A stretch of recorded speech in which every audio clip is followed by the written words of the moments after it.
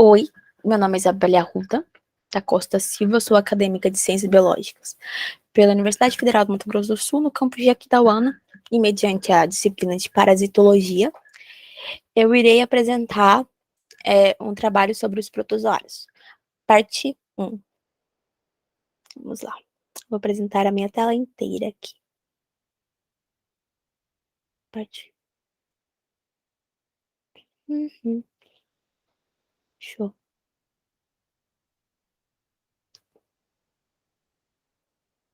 Visualização, né? Vamos lá. Bom, então, como eu já disse, meu nome é Isabelle da Silva. Eu vou falar sobre os protozoas, que este T3 é o trabalho 3 da disciplina. Aqui nós temos a nossa agenda, né? Nossa agenda é o que nós vamos ver dentro desse vídeo, dentro desses slides, o que podemos esperar aqui, né?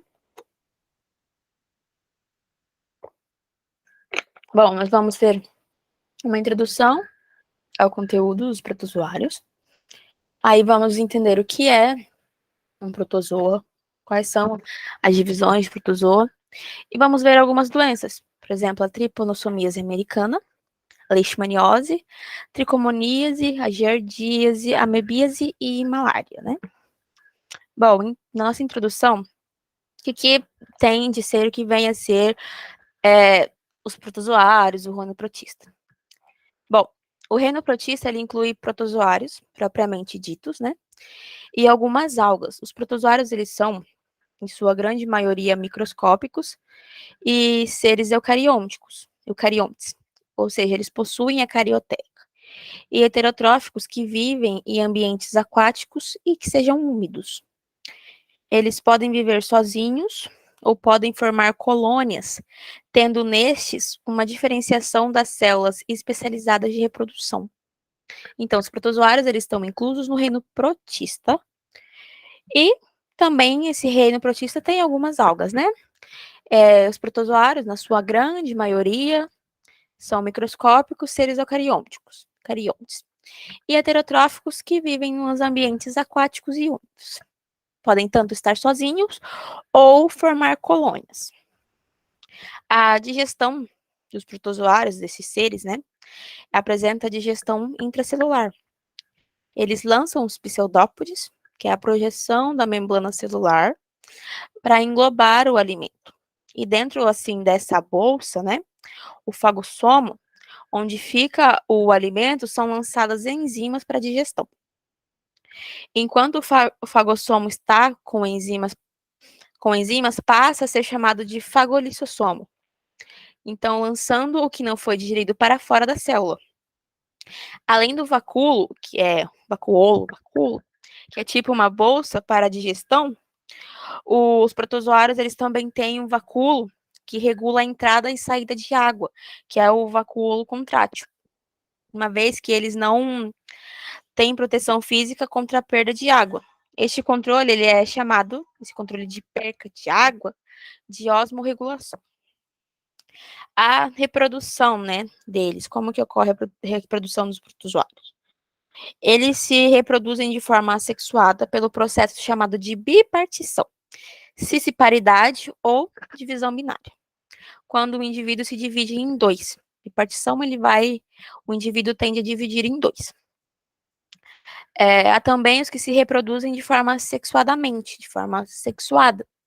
E neste caso, os indivíduos eles ficam lado a lado para trocar o material genético, guardam e depois se separam, se dividem formando novos indivíduos.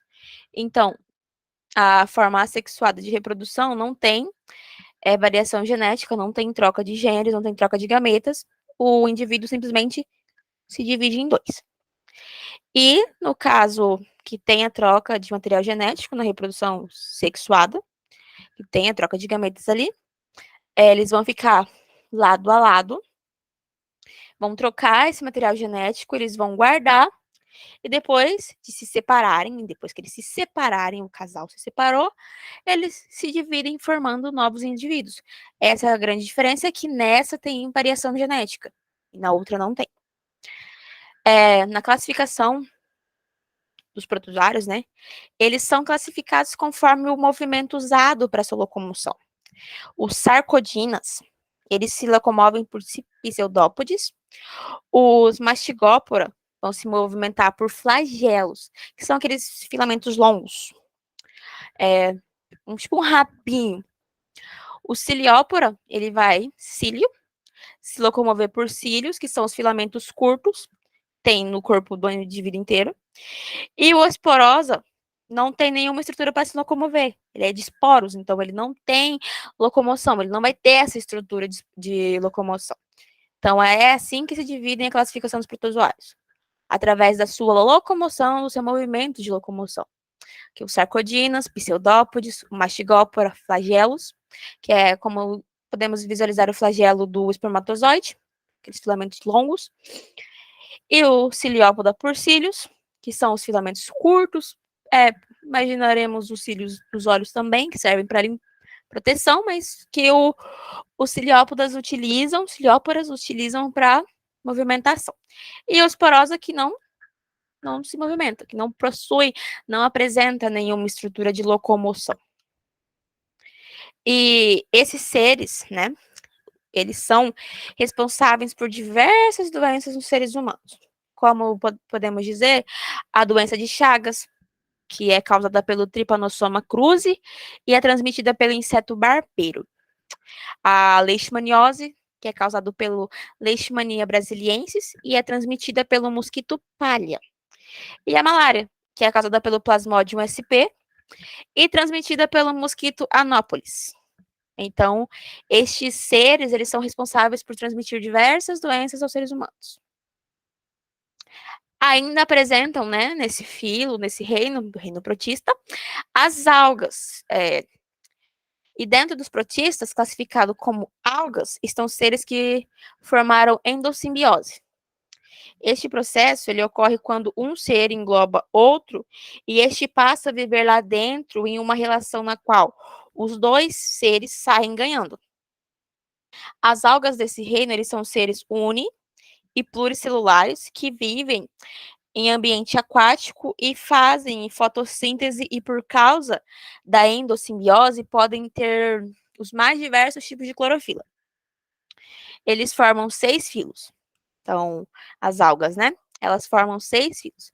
O dinófita, euglenophta, aptófita, rizópta, rodópta e clorópta.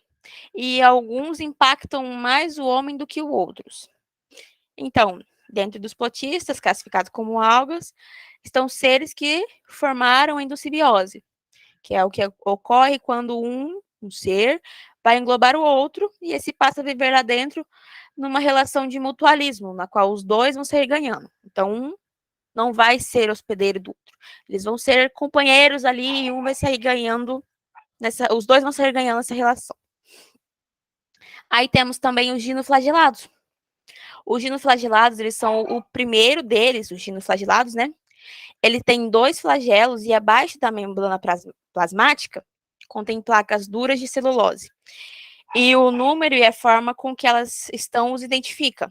Em condições ambientais desfavoráveis, elas podem formar cistos para que resistam e possam ir para outros ambientes e às vezes formam a conhecida maré vermelha. Então, a maré vermelha ela é formada por esses seres aquáticos, né?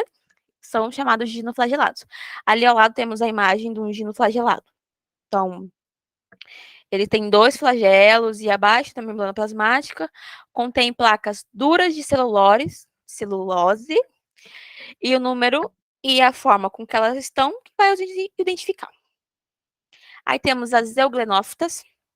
As euglenófitas são algas que, em sua maioria, são heterotróficas, têm 2 flagelos, sendo que um deles é menor que o outro. Apresentam uma estrutura que reconhece a presença de luz chamada mancha ocelar. E no Japão, essas algas se proliferam rapidamente de uma só vez, o que traz sérios problemas ambientais e econômicos. Então, temos as euglenóficas, que são algas que, em sua maioria, são heterotróficas, possuem 2 flagelos e um deles tende a ser maior que o outro. Aí temos as aptófitas. O filo aptófita, né? Contém algas unicelulares, podem ser flagelados ou não, que podem formar colônias. Essas algas, ela tem aptonema, que tem função sensorial, e escamas calcificadas, os cocólitos, que são conservadas e ajudam na identificação paleontológica. Além disso, elas podem formar as chuvas ácidas, que são capazes de produzir ácido sulfúrico. Então, do filo Aptófita, temos algas unicelulares que podem ou não ser flagelados, que podem formar colônias. Podem formar colônias. Elas apresentam aptonema, que é a função sensorial, e apresentam escamas calcificadas, que são conservadas e ajudam na sua identificação paleontológica. E as aptófitas, o filo aptófita, ainda pode formar as chuvas ácidas, que podem formar, pois elas são capazes de produzir o ácido sulfúrico. Aí, agora nós vamos começar a falar sobre as doenças que são causadas por eles, né? Então, vamos dar início falando sobre a tripanossomíase americana, a conhecida, tão temida doença de Chagas, né? A doença de Chagas, ou tripanossomíase americana, ela é uma infecção parasitária antropozoonose causada pelo protozoário flagelado Trypanosoma cruzi e é transmitida pelo triatomínio, popularmente conhecida como bicho barbeiro. O bicho barbeiro vem a ser aquele besouro pretinho com os, digamos, os quadradinhos vermelhos ao redor da sua casca, assim, vamos dizer a casca do seu corpo ali.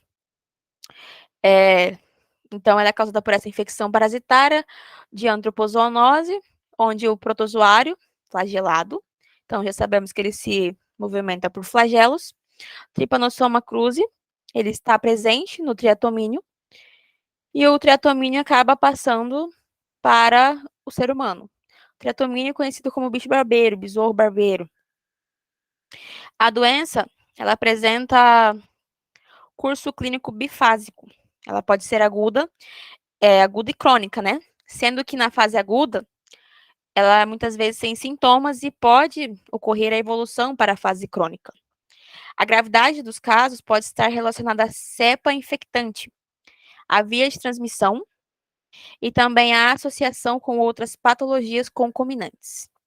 Então, essa doença, ela apresenta esse curso clínico bifásico, de forma aguda e crônica, onde a fase aguda ela pode ser muitas vezes, sem sintomas, então ela vai ser assintomática, e aí ela pode ocorrer a evolução para a fase crônica.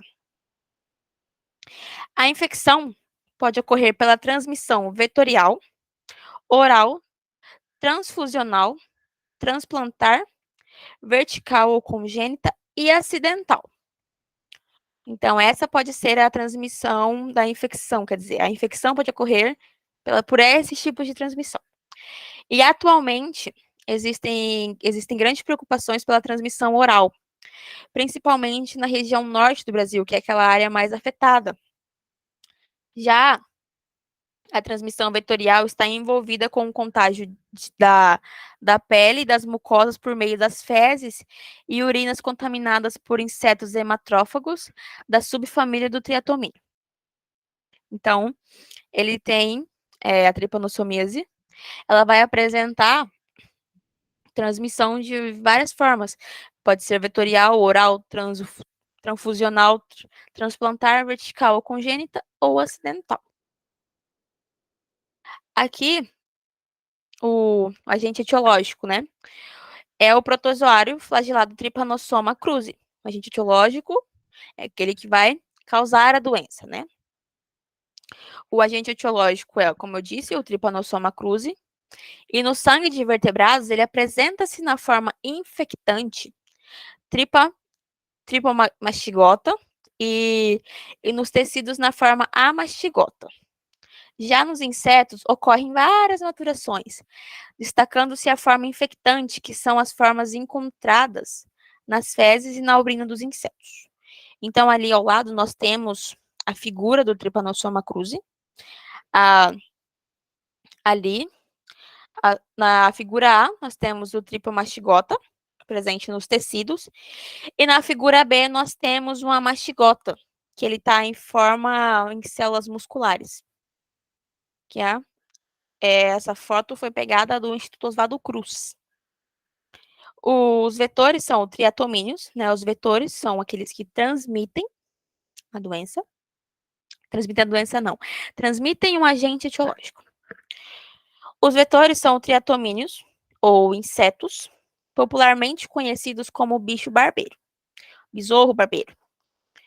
Alguns fatores determinam e condicionam a ocorrência e a prevalência do triatomíneos no ambiente humano, como a forma com que a população humana ocupa e explora o ambiente.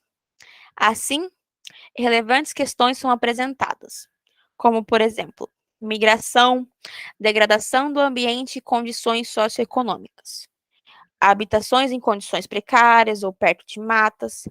Portanto, a colaboração da população é essencial na procura e identificação do barbeiro, devendo o proprietário colaborar na ação de combate ao vetor. Então, como já sabemos, os vetores da Trypanosomia americana é o triatomínio, que é também conhecido como bicho barbeiro, em alguns locais como besouro barbeiro, né? E a predominância, a prevalência dele no ambiente humano depende da forma que o ser humano ocupou e acabou por explorar aquele ambiente. Como, por exemplo, a migração, degradação do ambiente e condições socioeconômicas, habitações em condições precárias ou perto de matas, chácaras, locais com muitos matos, né, que vai ter essa grande população do bicho barbeiro. O desenvolvimento, né, dos triatomíneos, ele vai se apresentar em 3 fases: ovo, ninfa e adulto, conforme imagem ao lado. Os ovos, eles levam cerca de 2 a 3 semanas para eclodir e são depositados diretamente no ambiente. Porém, algumas espécies apresentam substâncias adesivas, possibilitando a dispersão dos mesmos no ambiente por meio da migração de animais. Ovos aderidos apenas de aves, advindo de seu ninho. Objetos ou materiais orgânicos introduzidos no ambiente, como folhas de palmeiras, utilizada para cobertura de casa, dentre outras folhas, né? Já na segunda fase do ciclo de vida, a ninfa, ali podemos observar os estágios, né? Tem várias ninfas. A ninfa se alimentará de sangue e sofrerá uma muda. Então, a primeira ninfa ali, ninfa número 1, vai se alimentar de sangue e vai passar por uma muda, passando para o segundo estágio. E vai continuar se alimentando sucessivamente até que ela se apresente no estado de ninfa 5. A última muda da ninfa é que originará o adulto, tanto macho ou fêmea. A ninfa, ela é diferente do adulto, né? Porque ainda não apresentou o desenvolvimento das asas e o dimorfismo sexual. Todos os estágios evolutivos necessitam de repasto sanguíneo para o desenvolvimento evolutivo, começando 3 dias após a eclosão dos ovos, podendo se tornarem infectados pelo Trypanosoma cruzi após a alimentação. O tempo de vida do triatomínio pode variar de espécie para espécie, podendo ser de meses a até 2 anos. Opa. Aqui, vamos à imagem. Eu vou falar desse ciclo aqui do Trypanosoma cruzi, essa parte que está em inglês, tá?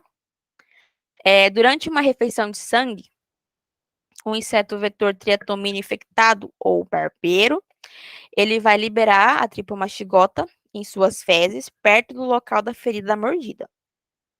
O tripomastigotas entra no hospedeiro através da ferida ou através das membranas mucosas intactas. Dentro do hospedeiro, os tripomastigotas invadem as células próximas ao local de inoculação, onde se diferenciam em amastigotas intracelulares. As amastigotas se multiplicam por fissão binária.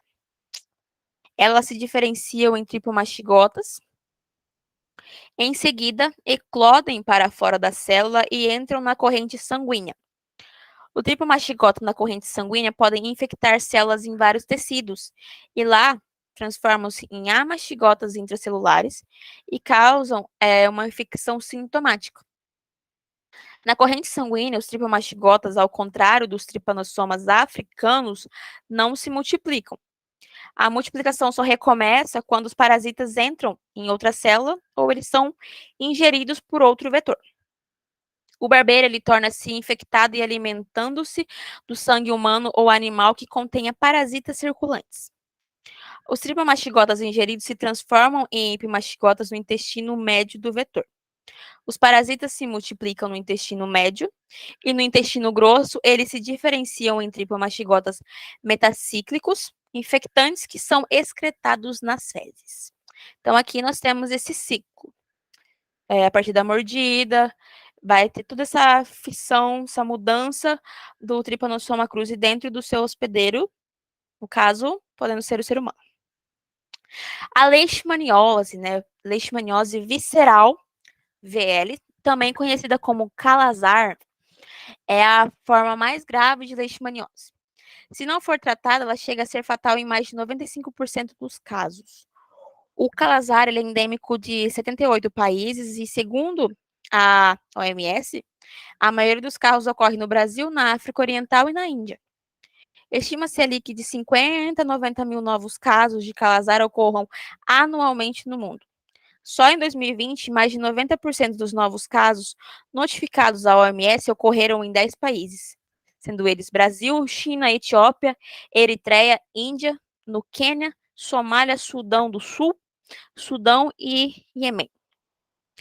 O calazar ele é causado pelo protozoário parasita Leishmania, que é transmitido pela picada de mosquitos parasinfectados. O parasita ataca o sistema imunológico e, meses após a infecção inicial, a doença pode evoluir para uma forma visceral mais grave, que é quase sempre fatal se não for tratada. A doença afeta algumas das pessoas mais pobres do mundo e está associada à desnutrição, deslocamento de população, condições precárias de habitação e saneamento precário, um sistema imunológico fraco e falta de recursos financeiros.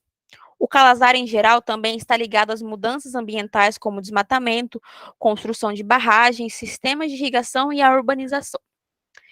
Ele apresenta sintomas quando a doença progride, se manifesta de 2 a 8 meses após a infecção, com e se caracteriza por excesso irregulares de febre, perda de peso, fraqueza, aumento do baço e do fígado, nódulos linfáticos inchados e anemia.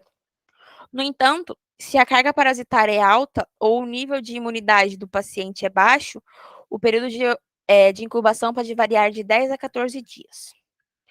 E o diagnóstico ele é realizado combinando os signos clínicos com os testes serológicos e parasitológicos. Os testes mais efetivos para diagnóstico de leishmaniose são invasivos, pois demandam a amostra do tecido, gânglios linfáticos ou da medula espinhal. E esses testes requerem instalações laboratoriais e especialistas que não estão disponíveis imediatamente em áreas endêmicas e com poucos recursos. O método mais comum para diagnosticar o calazar é o teste da tira reagente, mas ele apresenta alguns problemas. Em áreas endêmicas, pessoas podem ser infectadas pelo calazar, mas podem não desenvolver a doença. Nesse caso, nenhum tratamento é necessário. Infelizmente, o teste da tira reagente detecta apenas se o paciente é imune ao calazar. Logo, se o parasita estiver presente, o teste vai apontar que a pessoa tem a doença. Por isso, ele não pode ser usado para verificar se o paciente está curado, se for reinfectado ou se teve uma recaída. O tratamento do calazar, ele apresenta, sim, uma doença tratável e curável. Todos os pacientes diagnosticados precisam de tratamento rápido e complexo, existindo diferentes opções, como efetividade e efeitos colaterais variados. Antimoniais pentavalentes são normalmente o grupo de medicamentos de primeira linha, administrados com tratamento de 30 dias de injeções intramusculares. Enquanto antimoniais são bastante tóxicos e representam um risco aos pacientes que recebem o tratamento, aqueles que são curados do calazar quase sempre desenvolvem imunidade vitalícia. Pesquisadores esperam identificar formas de simplificar o regime de tratamento, melhorar a segurança e reduzir o risco de resistência ao medicamento. Aqui também vou apresentar o ciclo da leishmaniose. A leishmaniose é transmitida pela picada de fletobomíneas infectadas. Ao se alimentarem de sangue, as fletobomíneas injectam promastigotas metacíclicos, que é o estado infeccioso de sua probóscide. Os promastigotas são fagocitados pelos macrófagos e outras células mononucleares fagocísticas.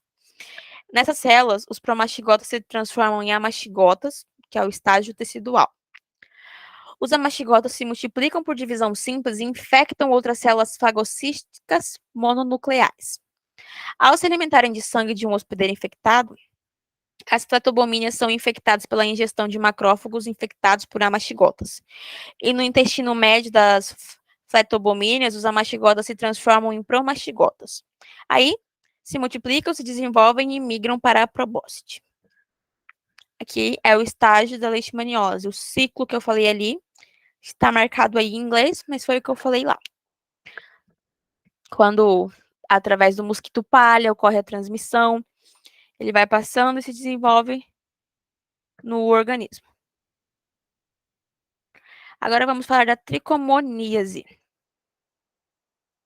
A tricomoníase, ela é uma infecção sexualmente transmissível da vagina ou da uretra, causada pelo protozoário Trichomonas vaginalis e que causa irritação e secreção vaginais. E, por vezes, ela causa sintomas urinários. As mulheres podem ter uma secreção amarela esverdeada, espumosa, com odor de peixe, apresentando irritação e assadura na área genital. Os homens não costumam ter sintomas, mas alguns têm uma secreção espumosa do pênis e leva a dor ou desconforto durante a micção. O exame de uma amostra de secreção ao microscópio geralmente possibilita aos médicos identificarem a tricomoníase. Uma única dose de antibiótico cura a maioria das mulheres, mas a maioria dos homens precisa tomar antibiótico durante 5 a 7 dias.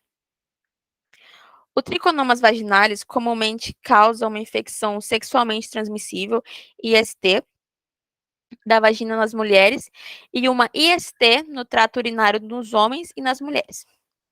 As mulheres são mais propensas a apresentar sintomas. Cerca de 20% das mulheres desenvolvem tricomoníase vaginal, vaginite por tricomonas, durante seus anos férteis. E muitas pessoas com tricomoníase também apresentam gonorreia ou outras ISTs. Os sintomas da tricomoníase, né? Nas mulheres, a infecção geralmente começa com uma secreção vaginal da cor amarela esverdeada, espumosa, com odor de peixe. Em algumas mulheres, a secreção pode ser discreta. A área genital pode ficar irritada, até dolorida, e pode haver dor durante as relações sexuais.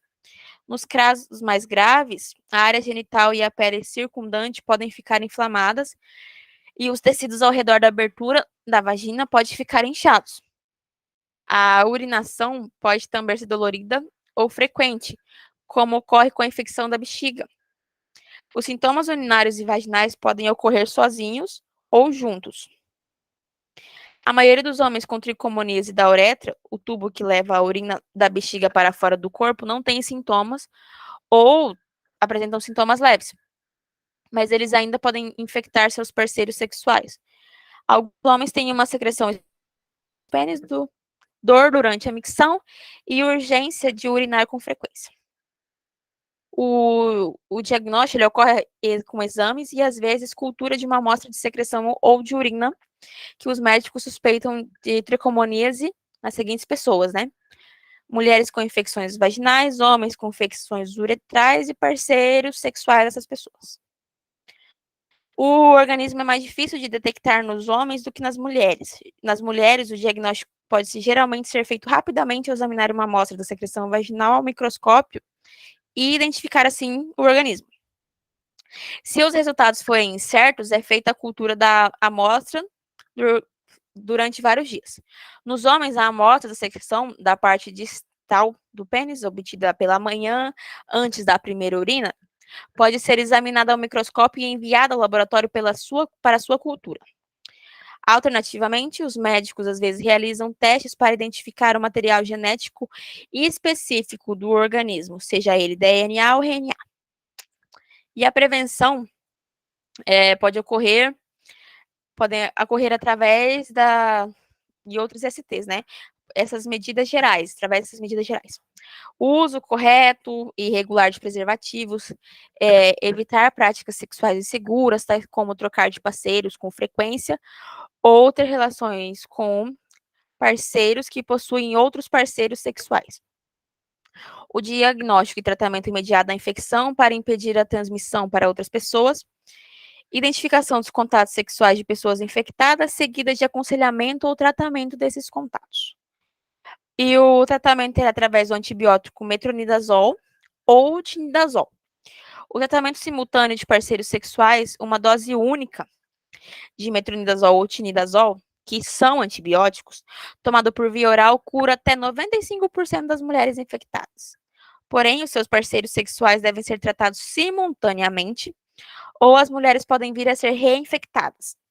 Às vezes, se for improvável que o parceiro de uma mulher volte para um acompanhamento, a mulher recebe medicamentos ou uma prescrição para entregar ao seu parceiro sexual, que é o chamado tratamento imediato do parceiro. Aqui é como ocorre a transmissão e o ciclo da tricomoníase, né? Através do ciclo sexual, o troposóito vaginal e prostótico na secreção da urina, número 1. Aí eles vão te multiplicar por longitudinal binária fissão. E número 3 é tripozoite em vagina ou orifício da uretra, o tripozoite final, que é o número 3 ali, próximo ao casal. O protozoário habita o baixo trato genital feminino e a uretra e a próstata masculina. Nos locais mencionados, o protozoário se multiplica por fissão binária e gera colônias. E no ambiente externo ao corpo do indivíduo, ele não é capaz de sobreviver. A transmissão acontece apenas entre humanos, que são seus hospedeiros naturais. Em casos raros, a doença pode ser transmitida através de contatos com parasitas em banheiros públicos ou compartilhamento de objetos pessoais, como calcinhas, cuecas, toalhas e entre outros. Agora vamos falar da giardíase.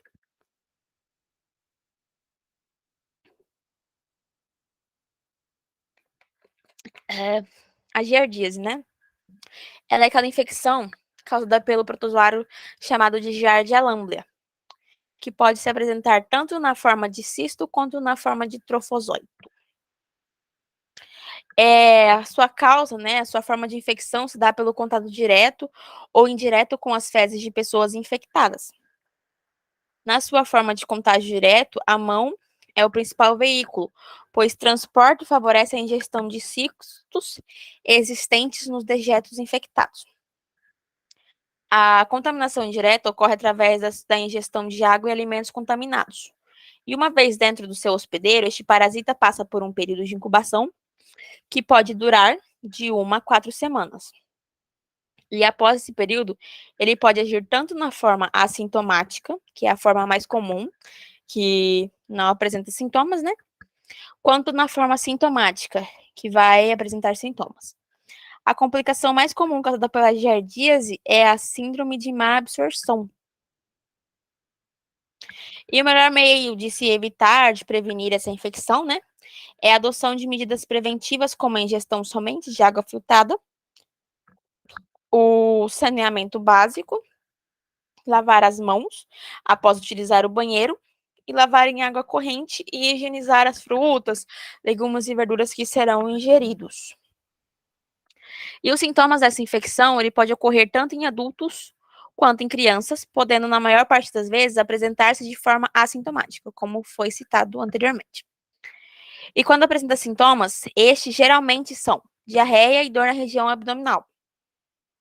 Quando a infecção por este protozoário se torna crônica, ela geralmente apresenta sintomas como fezes amolecidas e gordurosas, distensão abdominal, flatulência, que são gases, e anorexia, que pode gerar perda de peso e anemia.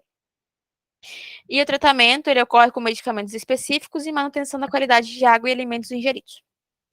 Os cistos são resistentes e podem sobreviver vários meses em água fria.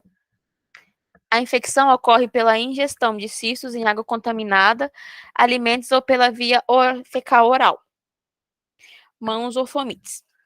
O número 2, né, no intestino delgado, que vai ser essa imagem aqui. No intestino delgado, a excitação libera trofosóitos, que cada cisto possui 2 trofosóitos. Os trofosóitos se multiplicam por fissão binária longitudinal, permanecendo no lúmen do intestino delgado proximal, onde podem ficar livres ou presos à mucosa por um disco de sucção ventral. O encistamento ocorre quando os parasitas transitam em direção ao cólon. O cisto é o estágio mais comumente encontrado em fezes não diarreicas. Como os cistos são infecciosos quando eliminados nas fezes ou logo depois, a transmissão de pessoa para pessoa é possível. Embora os animais estejam infectados com giardia, sua importância como reservatório não é clara. Então, aqui é o ciclo lá, que pode pegar através do contato oral com o cisto, com alimentos. O cisto pode estar presente em alimentos contaminados, água contaminada. E ali embaixo nós temos como ocorre essa divisão, essa maturação do cisto. O cisto, ele vira trofosóito, vai se dividir até chegar à sua fase final. Agora nós vamos falar da amebíase. Chamada também de disenteria amébica. A amebíase é uma infecção causada por um parasita que se aloja no cólon do paciente, que é capaz de causar uma série de sintomas. A amebíase é mais comum em ambientes com pouco saneamento básico. Mas quais são os sintomas da amebíase, né? A amebíase ela é causada pelo protozoário Entamoeba histolítica, cujos cistos podem ser ingeridos por meio da água e alimentos contaminados ou mesmo por contato de pessoas contaminadas. E os sintomas, né? Geralmente a amebíase ela é assintomática em seus estágios iniciais. Apenas quando ela já está avançada que é possível detectar os sintomas da doença. Entre os principais sintomas da amebíase, nós podemos destacar a dor, cólica abdominal, o abdômen sensível ao toque, forte diarreia, presença, né, de sangue ou de muco nas fezes, perda de peso e até febre. E conforme a amebíase avança, pode-se formar feridas e protuberâncias no interior do intestino, além de outras condições secundárias, como também a anemia. E o diagnóstico de amebíase pode ser feito por meio de um exame de fezes simples, mas também por meio de outros procedimentos, como a colonoscopia. E como é o tratamento? A amebíase tem cura? A amebíase tem cura. O tratamento é feito por meio do uso de medicamentos que matam os cistos e também as amebas resultantes da amebíase. Cistos e trofosóitos são passados na imagem das fezes. Os cistos são normalmente encontrados em fezes formadas, enquanto os trofosóitos são normalmente encontrados em fezes diarreicas. A infecção por entamoeba histolítica ocorre através da ingestão de imagens de cistos maduros de alimentos, água ou mão contaminado com fezes. A exposição a cistos e trofosóitos infecciosos na matéria fecal durante o contato sexual também pode ocorrer. A imagem da excitação ocorre no intestino delgado e a imagem do trofosóito é liberada que migram para o intestino grosso. Os trofosóitos podem permanecer confinados ao lúmen intestinal, que é a infecção não invasiva, com os indivíduos continuando a eliminar cisto nas fezes, os portadores que são assintomáticos. Os trofosóitos podem invadir a mucosa intestinal ou vasos sanguíneos, atingindo locais intraintestinais, como fígado, cérebro e também pulmões, que aí já é doença extraintestinal. Os trofosóitos se multiplicam por fissão binária e produzem cistos, e ambos os estágios são passados nas fezes. Os cistos podem sobreviver dias a semanas no meio externo e permanecer infecciosos no meio ambiente devido à proteção conferida por suas paredes. Os trofosóitos eliminados nas fezes são rapidamente destruídos, uma vez fora do corpo, e, se ingeridos, não sobreviveriam à exposição ao ambiente gástrico. Aqui nós temos esse ciclo que eu acabei de ler da amebise, tá? Os cistos, antroposóitos nas fezes, depois o cisto maduro ocorre a ingestão, né? E ali, a excitação, virando depois troposóito, ocorre a multiplicação e a maturação dos cistos, que ocorre depois a saída do cisto. Agora iremos falar um pouquinho da malária. A malária é uma infecção parasitária que afeta os glóbulos vermelhos do sangue. É uma doença evitável, detectável e tratável que se apresenta mais comumente em regiões mais pobres. A doença causa impactos socioeconômicos, representando uma grande carga para a receita de países onde é endêmica e demandado ainda mais esforço dos serviços locais de saúde. A causa da doença é por parasitas do gênero Plasmodium, dos quais há 4 espécies principais. O Plasmodium falciparum, o Plasmodium malariae, o Plasmodium vivax e o Plasmodium ovale. O Plasmodium falciparum é a principal causa da malária clínica grave de morte. Estima-se que a metade da população mundial esteja em risco de se infectar com o parasita. E o parasita é transmitido através da picada da fêmea do mosquito Anopheles infectado. Esse mosquito geralmente picam entre o anoitecer e o amanhecer. E uma vez que o mosquito infectado pica o humano, os parasitas viajam até o fígado, onde se multiplicam e entram nas células vermelhas do sangue. Dentro dessas células, os parasitas se multiplicam rapidamente até elas se romperem, liberando ainda mais parasitas na corrente sanguínea e manifestando assim nesse processo sintomas típicos de doença.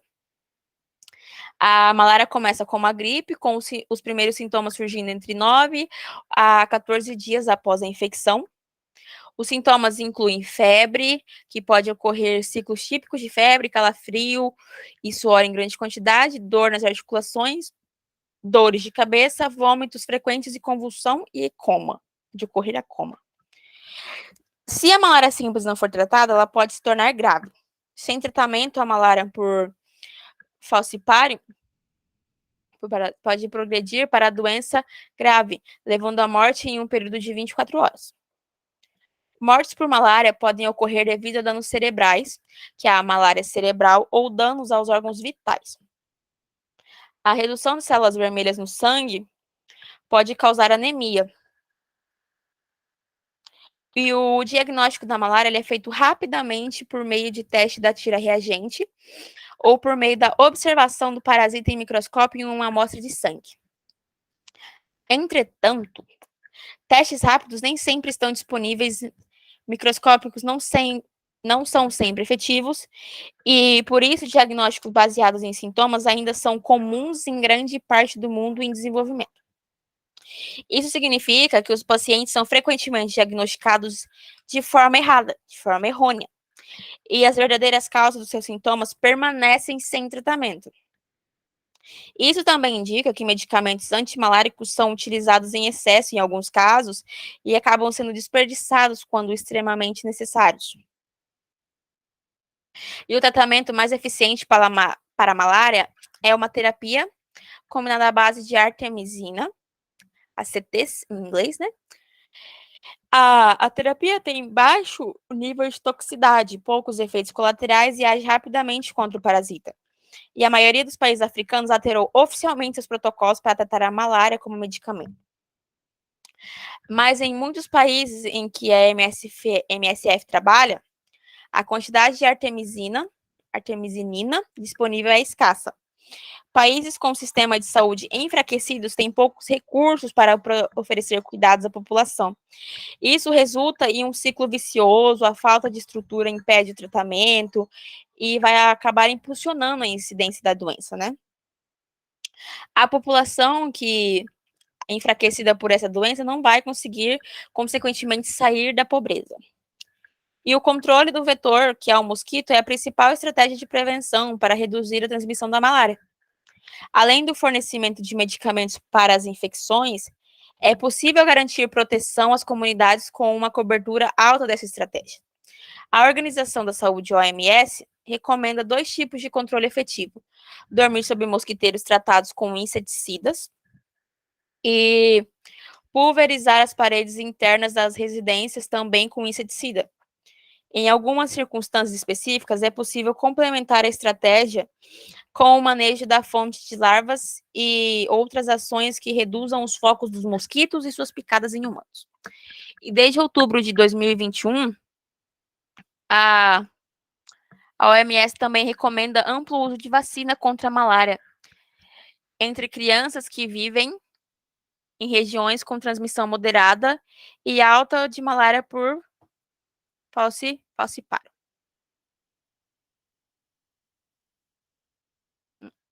O ciclo de vida do parasita da malária envolve 2 hospedeiros. Durante uma infecção de sangue, o mosquito Anopheles fêmea infectado com malária inocula esporozóitos no hospedeiro humano. Os esporozóitos infectam as células hepáticas e amadurecem em equinosomes, que se rompem e liberam o merozóito. Os parasitas sofrem multiplicação sexuada nos eritrócitos. Os trofosóitos em estágio de anel amadurecem em quizontes que se rompem liberando merozóitos. E alguns parasitas se diferenciam em estágios eritrócitos sexuais e parasitas em estágio sanguíneo são responsáveis pela manifestação clínica das doenças. O gametócito masculino, microgametócito, e feminino, o macrogametócito, são ingeridos por um mosquito Anopheles durante uma refeição de sangue, e a multiplicação do parasita no mosquito é conhecida como ciclo esporogônico, enquanto no estômago do mosquito, os microgametas penetram nos macrogametas gerando zigotes. Os zigotos, por sua vez, tornam-se imóveis e alongados, os zoquinetes, que invadem a parede do intestino médio do mosquito, onde se desenvolvem em oócitos. Esses oócitos vão crescer, se romper e liberam esporócitos, que chegam às glândulas salivares do mosquito, e a inoculação dos esporozóitos em um novo hospedeiro humano perpetua, assim, o ciclo de vida da malária. Aqui nós temos o ciclo de vida da malária, o estágio do mosquito e o humano estágio, que foi o que eu li ali, e o estágio no sangue humano. Aqui nós temos agora nossas referências bibliográficas, da onde que foi retirado esses textos, né?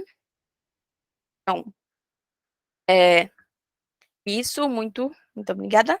Até breve.